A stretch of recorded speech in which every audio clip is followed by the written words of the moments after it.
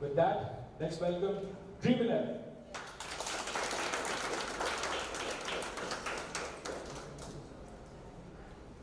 Thank you. Can you hear me? Hello?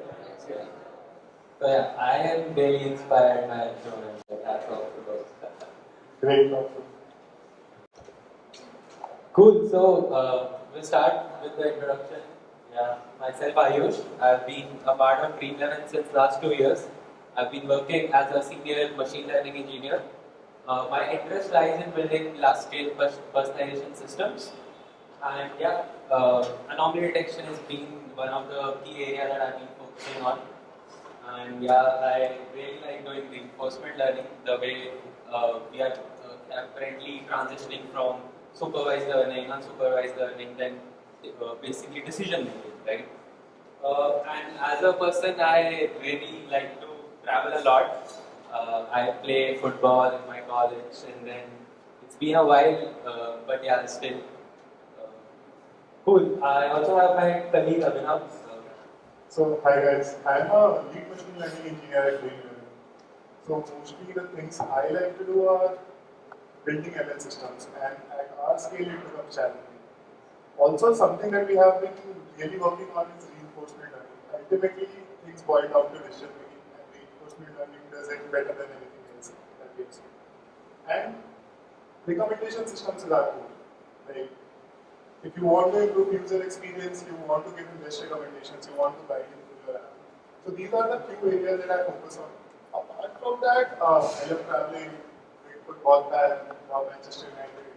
And a big F1 fan, I think pre-Netflix era, but yeah, still. So this is about us. Now let's talk about the agenda that we have today. Um, First, we'll tell you about the domain, what payments at Dream 11 means, right? What the user will go through, what are the things that you want to do. Second, we'll talk about the systems that you want to design, how we are solving each of those problems. And finally, how did we put them into production? This is where we talk about our MLOps journey. We want to take it for a journey. Right? Cool. So basically, millions of users play daily fantasy scores on Dream 11. Just a snapshot of the scale that currently we are operating at. We basically have around like 7 million plus user concurrency, about 120 million plus requests per minute served in our tech stack.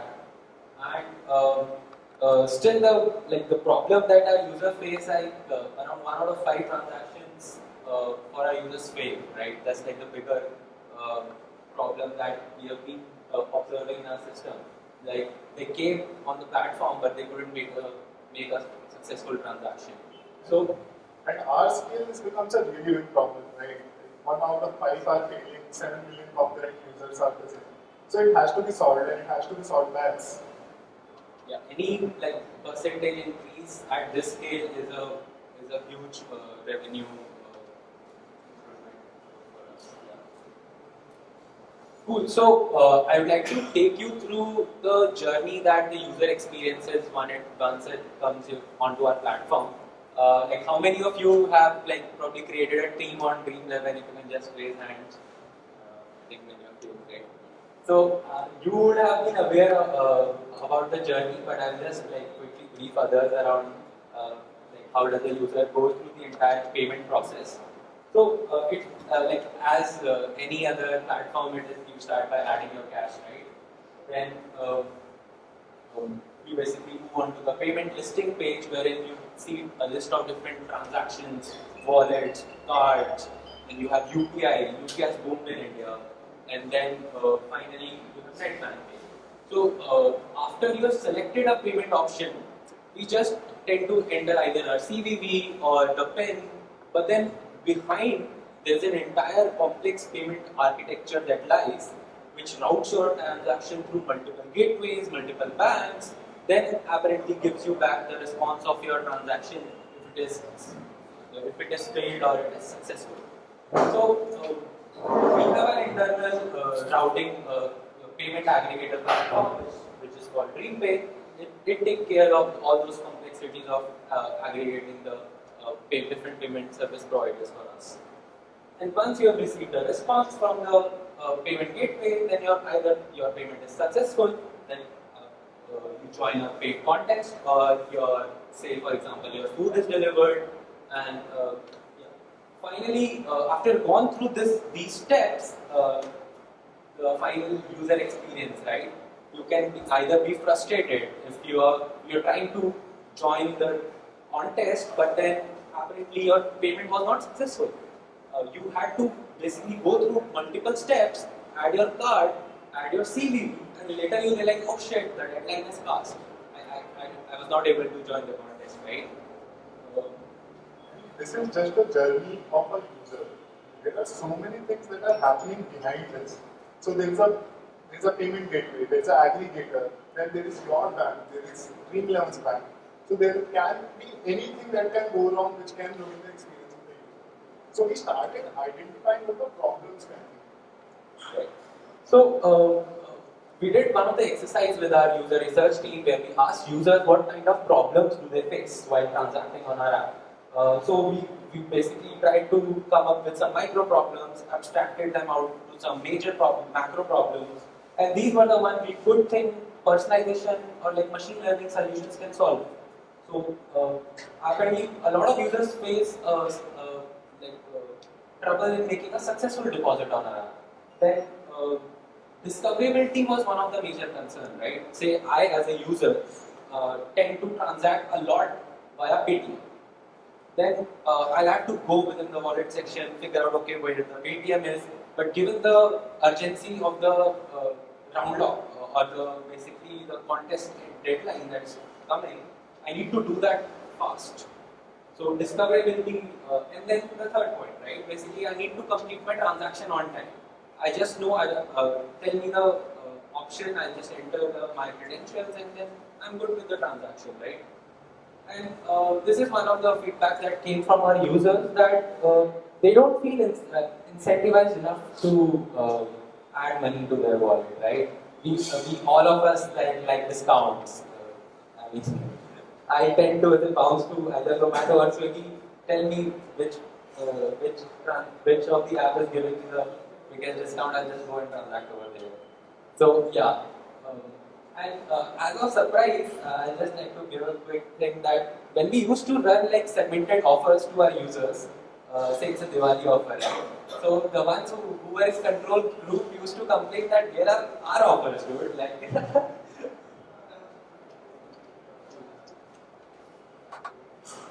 yeah. So I think you would have like a good context around what we are going to talk over here. The entire payment journey that a user experiences and what are problems do they face, right?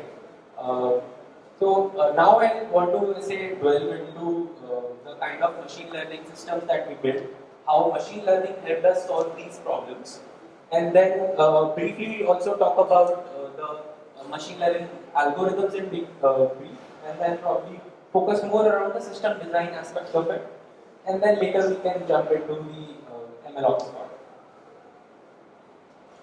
So, as I mentioned, right, discoverability. So, users were not able to find their relevant instrument from which they wanted to transact from. So, we basically, we had the data for each user. Say, I as a user transact with multiple instruments, right? So, I transact with Google Pay, I transact via cards. But then, can we use that data to tell you what kind of a instrument that you are going to use next time when you are going to come onto the app?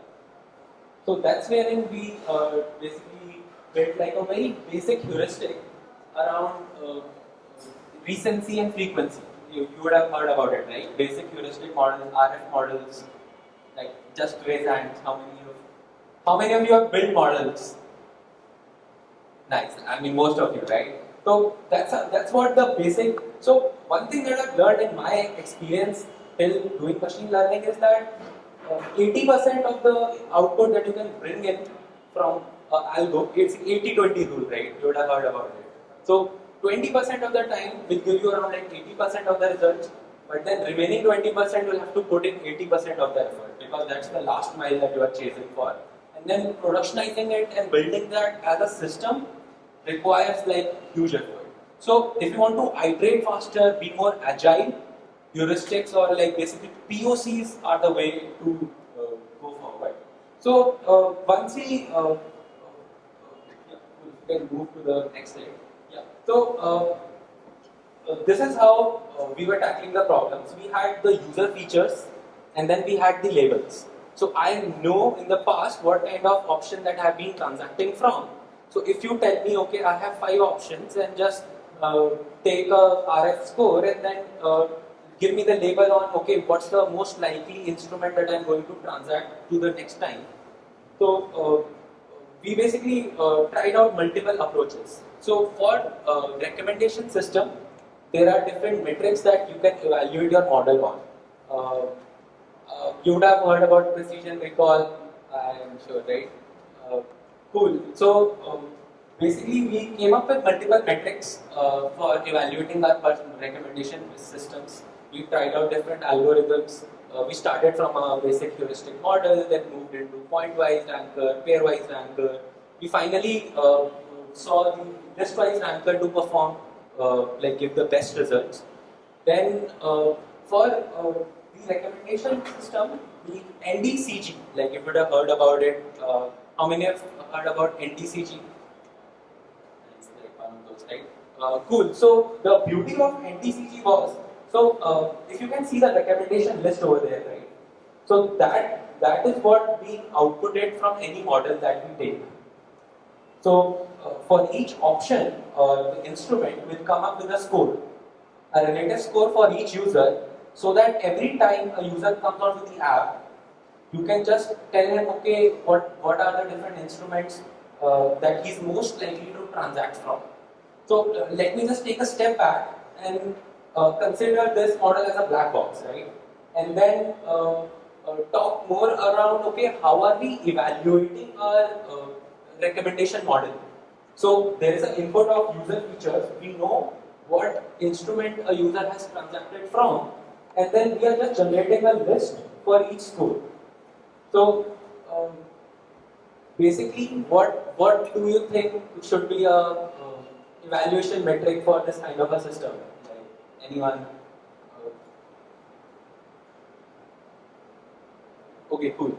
So basically, what I wanted to stress more upon is, say you have 5 different models, but how do you evaluate those models across? Like which one is performing better? So basically, what we looked at is, okay, once we had deployed it into production or we had done a POC, offline metrics showed that majority of our transactions that were happening in future were happening from these top 3 positions only. So there are like say 15 instruments that are available for users to transact. I just picked top 3 of them and then serve it to you in a section, which was the recommended section on the app. If you can see it right now also. We saw around like majority of the transactions were happening from there. So that is the metric that we used was recall. Recall at 1, recall at 2, recall at 3. So basically of all the transactions that were happening from our on the dream level, how many of them were happening from the top 3 position or top 1 position? Right. So once we deployed the model, we saw the time to spend, like the time that users were spending to transact on the app significantly reduced, because the instrument that you were going to transact was already available on the top. Then our metrics of recall at 1, 2, 3 were like crazily high. So what we did was, while building this model, we nailed the relevance in short. Like we know where our users are transacting from, and we were recommending those options to them on the top. Just a few, I would say, learnings that I want to point out around building the yeah. So around the model aspect of it, right? So we used. How many of you know boosting, gradient boosting? Yeah, right. How many of you have heard about like GDL? Many of you, right?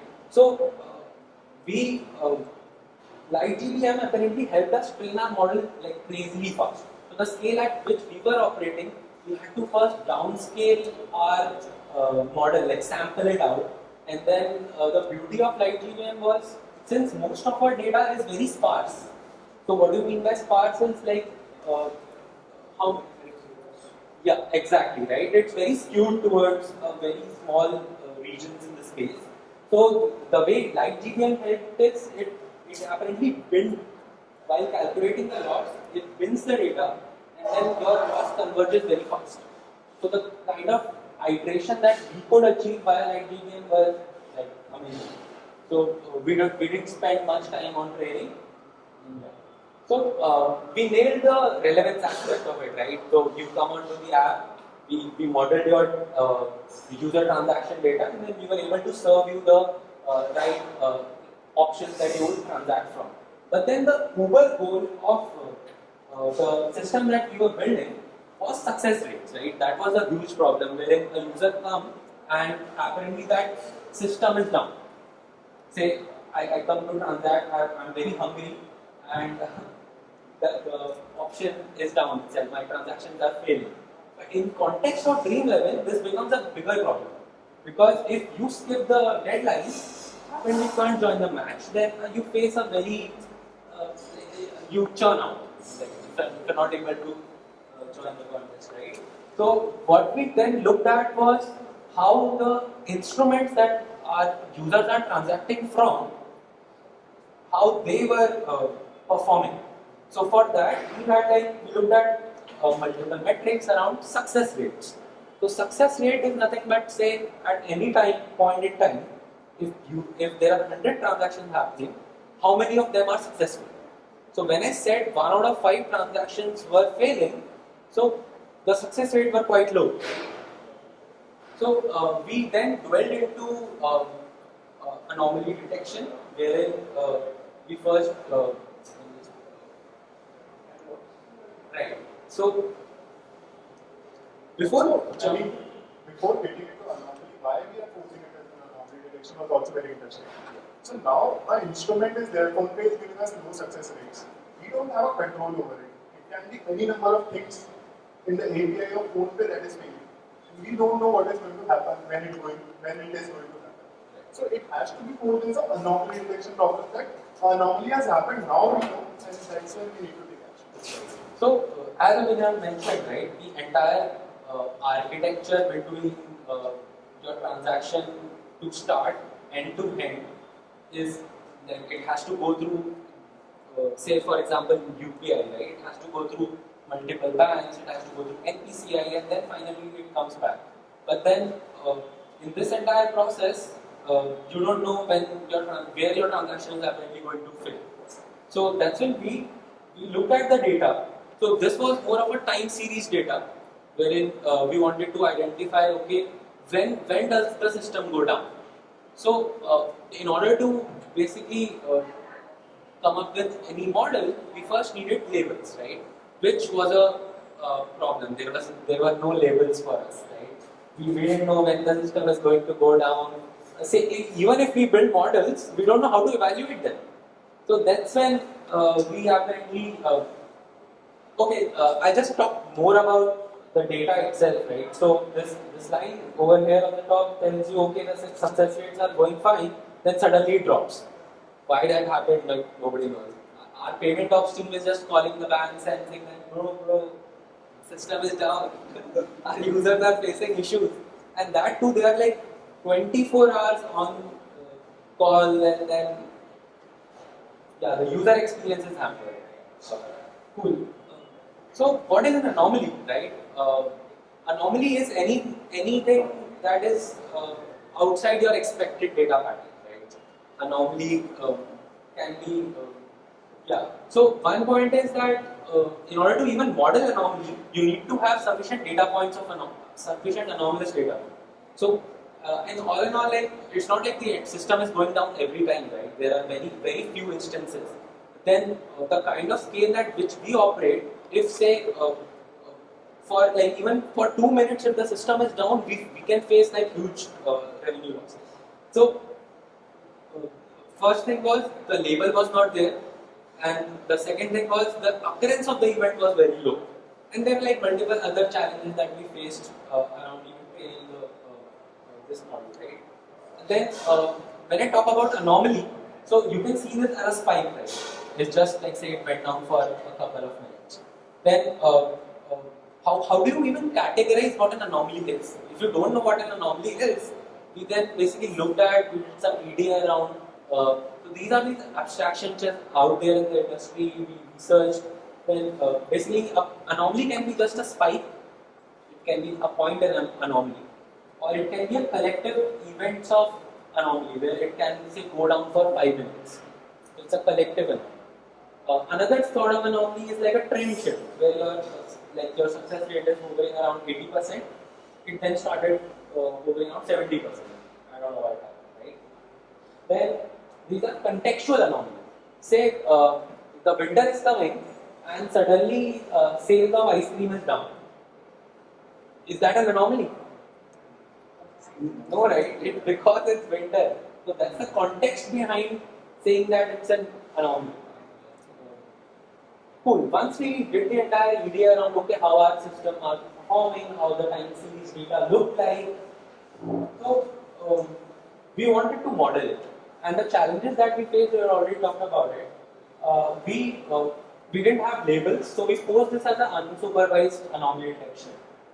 And while modeling any anomaly detection problem, there are like 3 steps to it. I'll come to it, but then I just want to emphasize on the notion of robustness. So you know about robust systems, right? They don't go down. They're robust to the noise, the white noise that is there. So the first objective is to learn the representation of your data. A robust representation of your data, which is basically a mapping function which tells you, okay, given any univariate time series or multivariate time series, how does that mapping of your data looks like? You basically try to approximate that using an estimation function, which is the first part of it. Basically, you come up with a forecast. Once you have arrived at the forecast, there's a second step wherein you try to define, okay, how severe is the anomaly. Basically, you come up with an anomaly score. Once you have arrived at an anomaly score, then you need to take a decision, right? You need to pose this, okay, do I need to take action now or do I need to wait further and then take action? So the third part is around a decision threshold, which is the dotted line over there. So there are different techniques of anomaly detection. Basically, there are different families within anomaly detection. I've actually added links. You can go over them later, where they benchmark different approaches of distance-based clustering, reconstruction-based anomaly detection, then forecasting-based techniques. We apparently tried out all of them, and the point that we observed was how do we evaluate, okay, which one is performing better?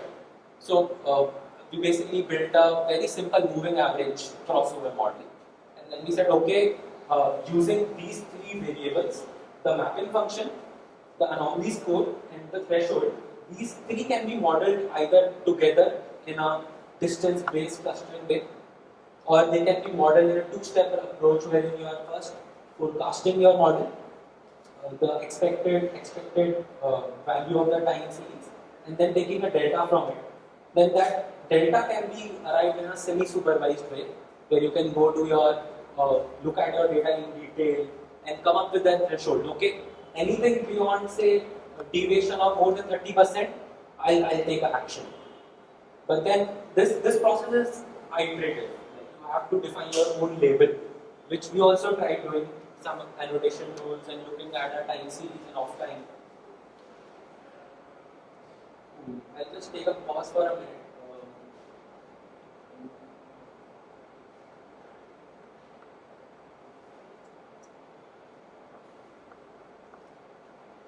Cool, you guys are following, right? I'll take questions after this, probably just after ending this or even starting the next part, I'll take some questions. But Cool. So I did a lot of research around anomaly detection where I looked at okay how it's being developed in the industry. Had great inspiration from Houdini from Datadog. He built like a great system around anomaly detection. Then there is Ahmed Abdullah. He used to work at eBay. He published a paper in KDD the last 2021 conference. And I mean, yeah, anomaly detection. So if I tell you this is the label, go and build a model around it.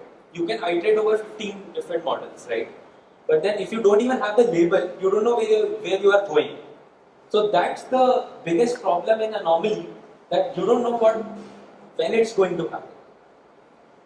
Right. So then what we did was we started taking actions on top of our predictions. So how do I evaluate if I basically build a say conf LSTM autoencoder model where I tried out a very deep learning approach to measure spatial correlations across the time series, add LSTM to identify temporal dependency within the time series itself, come up with a reconstruction based technique, or I'd even try a very simple say quintile regression where I just try to predict the median or the 90th quintile and then just take a threshold on top of it and that can be my model, right? But how do I even evaluate the kind of models that we are building are when they are taking actions? So there was no offline metric as such. We did come up with some, but then what we started as a thing was let's just take the model to production, experiment. How many of you like know about experimentation? I'm sure like I think everyone does, right? So I'll just give a quick basic around what an experiment is. You split like groups into two parts, like the one on the left, the one on the right. I'll give the treatment to the one on the right. I'll see okay what happens to them, and then measure the delta with the control group. Good with experimentation, right? So any prediction that our model was making, we then started an experiment, a continuous A/B test experiment on top of our predictions, and then identified okay if I so basically the idea was to explore the entire space of thresholds. So let's say if my if say my decision threshold is very near to this line, my decision threshold is very near to the line, I'll end up raising a lot of anomalies. So that basically my system would be, whenever it goes beyond a certain threshold, I'll be raising a lot of anomalies. If I go choose a higher threshold, then I'll be raising fewer anomalies. But then what's the optimality? Like we don't know, right? So we wanted to explore the entire space. Cool. So I guess anomaly detection is a bit clear now. So there were two models, right? We started from solving relevance, where we built a recommendation model. Then we observed that okay, our success rates were not moving, so we built an anomaly detection model, which helped us tell okay when is our system about to go down. So what we did was we then combined the two models using an orchestrator, wherein the score of the user preference weren't changing very rapidly, but the success rates were, right? Say if there's a latency in phone-based system, the success rate will fall immediately. But then you don't want your users to go and transact from phone-based. You want to either want them to transact from a different payment instrument, right? So that they don't face a bad user experience. Right. So what we did was we took our recommendations, we took the output of our anomaly detection model, which was running every minute, then we combined them to come up with an action policy. What is an action policy?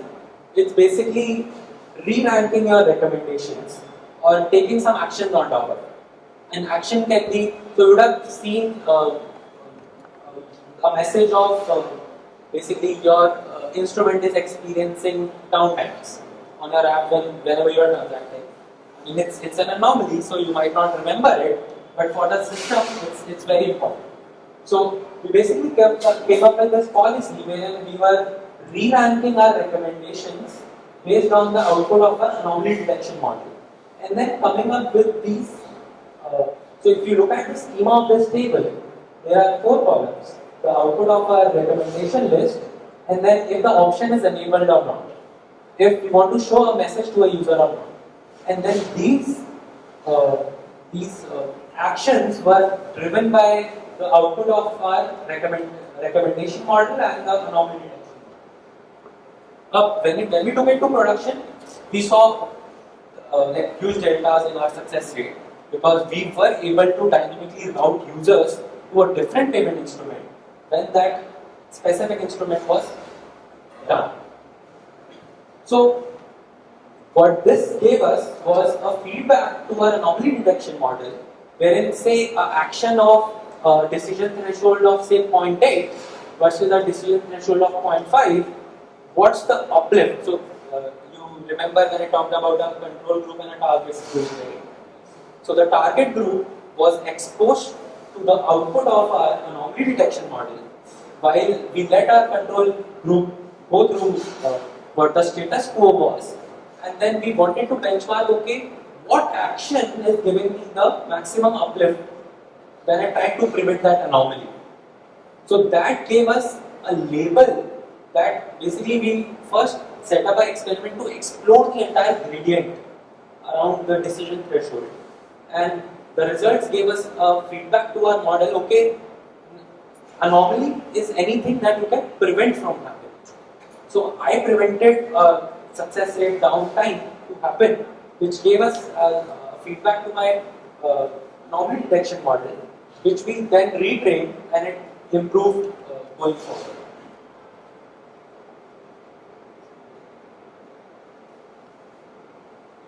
Cool. So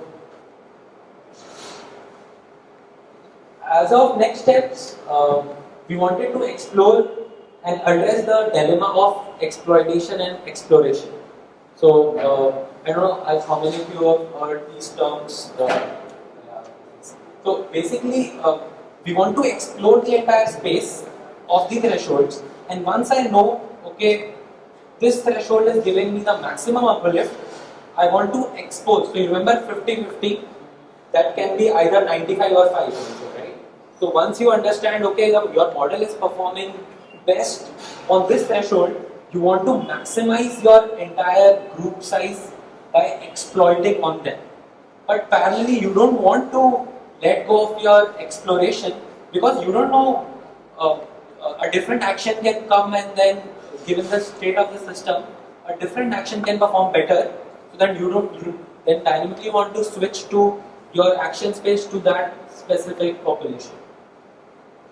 So we want to address that the dilemma of exploration and exploitation. Also, we want to the policy that we came up with. We want to optimize that. We want to add basically the system state, the reward that we are getting in terms of incremental success rate, and thereby improving our anomaly detection. So these are the next steps that we are looking forward. How will this system evolve? And there are like continuous research going on within anomaly detection, within action-based system, active learning, and if you are interested, go via I've added like links to researches and probably blogs in the slide. Cool. Yeah, you can see, guys, we are really interested in R&D. These things are basically value function and then policy optimization. This is where we are leaning towards and we are trying to build. Now, like we understood what kind of solutions and let's talk about how we put it to production. I mean, this is what we are here for, right, guys? So, let me start with like challenges with productionizing model. I mean, I want to start with challenges. I mean, you think about taking it to production is just creating a service and just monitoring the uptime, right? It's not. It's just the tip of the iceberg. Data health and model health are very critical parts when we talk about human models in production. And as you can see, I mean, data drift, model accuracy drift, concept drift, there are like n number of things that can go wrong. And you need to make sure that each of these things are in check. Now, is it overwhelming? It is, right?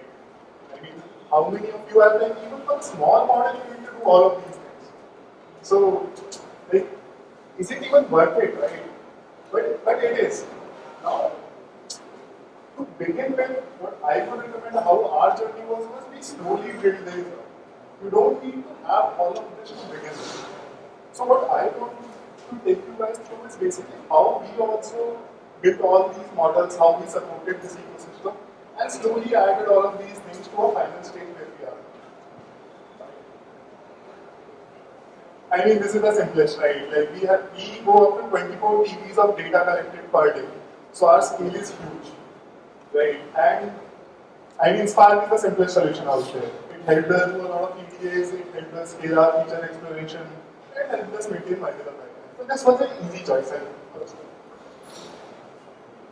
The second is basically adding a training job on top of it, right? But training job, a small training job is okay, but I mean, we are talking at scale, right? Everything becomes 10x difficult when we are operating at the scale that we are.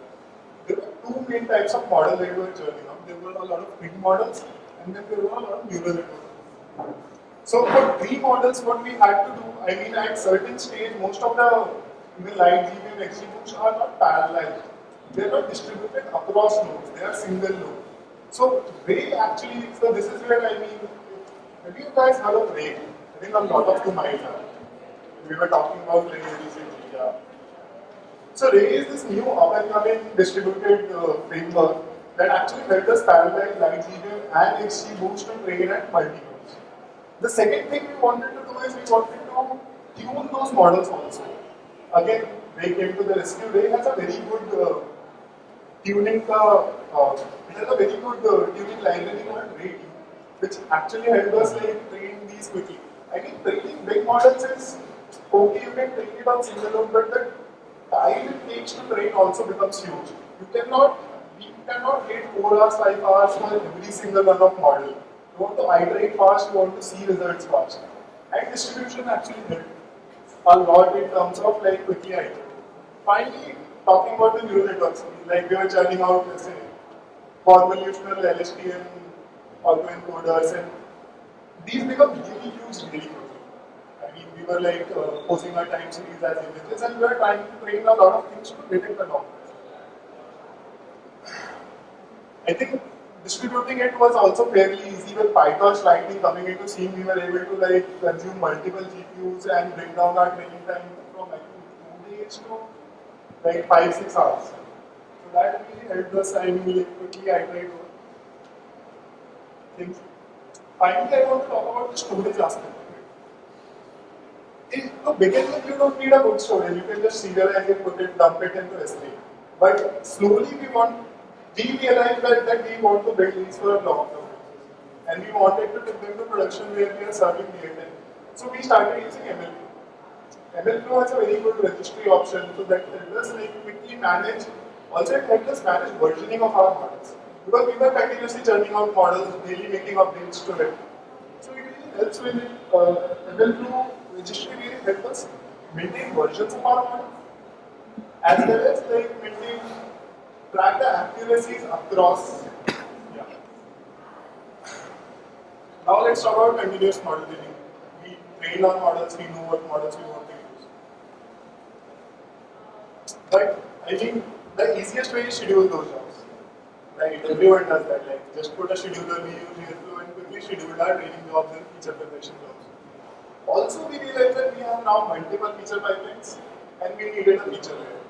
This is where Delta Lake comes in. We were using Spark, that integration with Spark for Delta Lake is very good. And we could easily process n number of pipelines, collate them, and bring them into our training.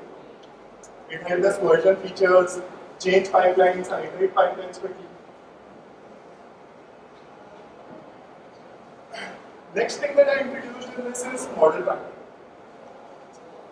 I mean, again, multiple versions of model track. We were like churning out models daily. There is a team that is working obviously it just becomes difficult to manage number of models. So model tracking is also, we also use MLOps for model tracking. And I think this helped us in long term also with things like concept graph, and also putting things into production, like maintaining the quality of our models. Okay, I made a lot of changes in this slide now. So I'll slowly take you guys through it. First is introducing an intrinsic job. So as we talked about, our recommendations were not really fast moving when we started. Right? They were slow moving. So we just put a scheduler to it, and we were done. We did not need a lot of things. We changed our storage from S3 to a MLOps registry this time, and we were good. Now we want to serve it at a scale also. So our engineering team has already built some things that were available to us right away, which actually helped us getting things into production really quickly. The first thing that I want to talk about is DRS. So we have a lot of sports analysis out there actually. So this is our experimentation service. Basically, it tells you which experiment is good or bad, like Empire calls for DRS, right? So we integrated quickly with we asked our backend to integrate with the experimentation service, and then there is a recon service that we have built. Basically, it's nothing but a caching layer for recommendations, which is a self-serve kind of a service. Any data scientist or an MLP can go connect to that service and start streaming their outputs. It will cache and scale it up. So, whenever we want to take any personalization experiment to production, this service is like our first go-to. Like, let's get in there, let's do some experiments. Let's get the data out. What kind of things are available? How the users will start personalizing.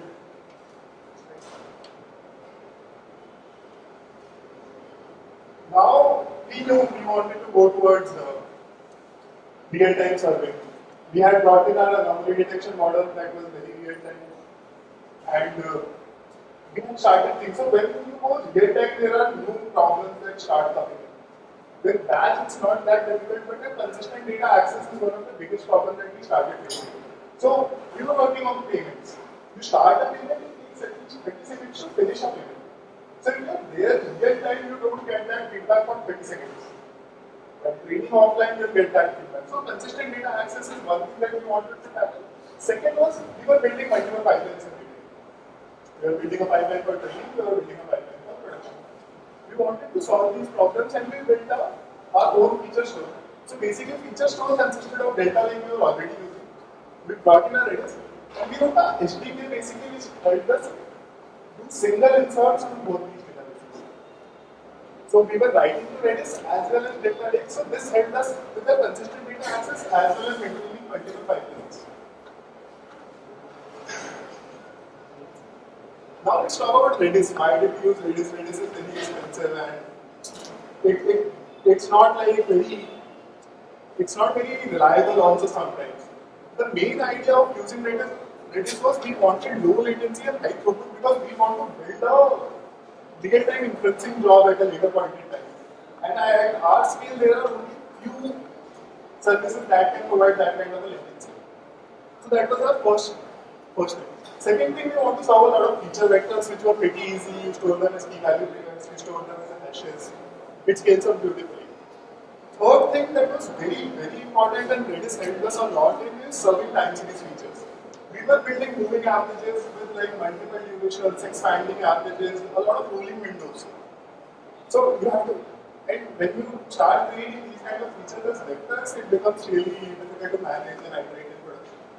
So Redis helps you store all the time series features, and it provides you with all the type of different time series queries that are out there. There are 5 different types of time series queries. We have time to go through all of those, but yeah. So serving feature vectors, serving time series features, and low latency and high throughput. So this was how we planned our feature story. Next, obviously, we worked so much on data. Now we want to bring in data out and monitoring. Our pipeline started breaking. There were like 50 different pipelines we were maintaining. Second is feature expectations. Feature expectations is really interesting. So with a stable company, it is not that big of a problem, but with a company like Dreamweaver that is growing really quickly, a a lot of things change. A lot of the features that you build stop being actually useful in your model. Right? Like there is some click event that you're using and suddenly for some experiment you started that different click event. Your feature will start coming to zeros or nulls. So having feature expectation, we use great expectation with our sparse jobs. It actually smooths out a lot of things when it comes to feature expectations. And we started Slack updates. We did not do a lot of work. We could build like a front end and everything, but Slack alerts were actually helpful on our conference channel, and we were able to quickly fix some of the issues that we had. Now, finally, I mean, we were talking about we wanted to go real time. So, we started consuming our features from our online feature store. So, basically, Redis and Delta are online and offline. That's the segregation that everyone does when it comes to feature stores. So, we started with Redis. And we started consuming our features. We started loading our models from our model registry and started directly inferencing to backend. We wrote a Python API and we scaled it up using Docker. I mean, the two main things when you talk about API are that is there real-time tracking, there are real-time dashboards. We quickly were able to spin those out with ELK and logs. And for API monitoring, we have a Datadog process set in, so we could be integrated. So this is what we have built. Like we slowly progressed, and we finally came out with where we have model tracking, we have data tracking, and as well as API tracking. So that big iceberg basically boils down to some simple features that you can slowly iterate and achieve. The next steps that we are looking for are basically we already are in progress of building everything on streams. So we want to move out of scheduled feature jobs and want to move to streams. And second is online training of models, because we are building a lot of RL models that are helping take us different actions. So we want to go for an online training setup. This is still an offline base. So yeah. I mean, we have talked about the impact, but yeah, like we are able to quickly our recommendation system works like really fine. We are like in top 3, we are able to serve everything out of there from the top 3 recommendations that are there. We have like observed a significant improvement in time spent on our for every user on their transactions. Like there's no manual intervention and complex rule-based logic. I mean, that is basically being automated through our policy. So basically, we were solving the problem for our users, which instead helping us improve the business also. It was a two-pronged output that came out. We were able to improve our success rates that were abruptly low whenever there was a downtime. And yeah, our payment ops teams are really, let's say, happy that they don't have to wake up in the night and then see, oh, the system is down now, what should I do? So yeah, this was the impact. I mean, we improved the business as well as the user experience. That was like a we have added a lot of references, I mean, for MLOps. I will be sharing this slide. You guys can take from there.